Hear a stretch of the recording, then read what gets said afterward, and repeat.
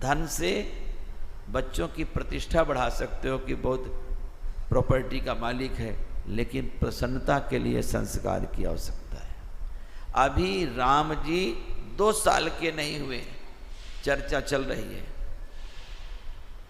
कि जनेऊ कराना है, गुरुकुल पढ़ने भेजना है,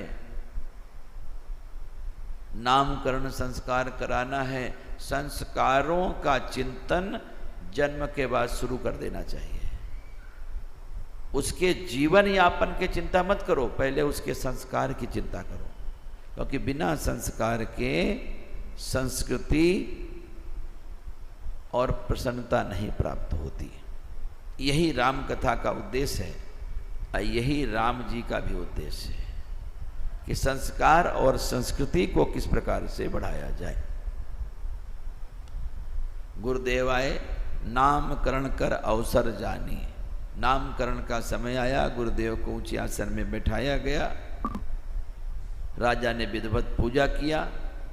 गुरु को प्रसन्न जानने पर गुरुदेव से कहा कि गुरुदेव, हम चाहते हैं कि राम जी का नामकरण संस्कार हो जाए, अर्थात हमारे बालकों का,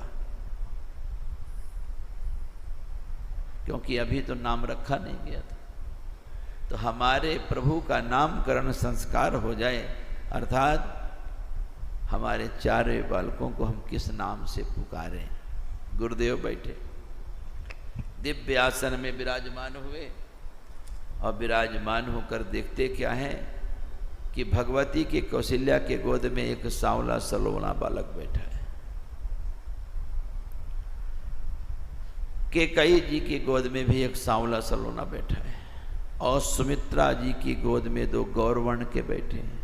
अब पूरा अयोध्या का विशिष्ट समाज बैठा है।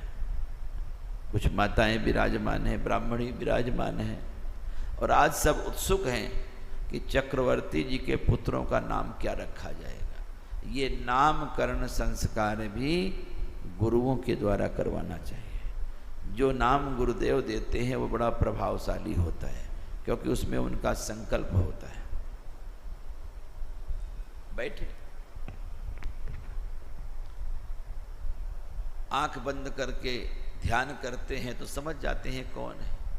तो कहा, इनके नाम अनेक अनूपा।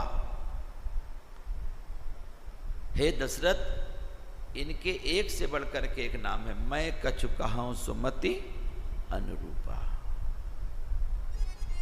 गुरु भी नहीं कह सकते कि मैं जो कह रहा हूं, जैसे मेरी बुद्धि है उसके अनुसार मैं इनका नाम बताता हूं।